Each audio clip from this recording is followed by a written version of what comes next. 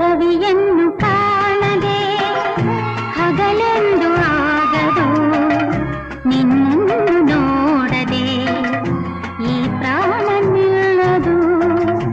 ಕಡಲನ್ನು ಸೇರದ ನದಿಯಲ್ಲಿ ಕಾಣುವೆ, ನಿನ್ನನ್ನು ಸೇರದೆ ನಾ ಹೇಗೆ ಬಾಳುವೆ.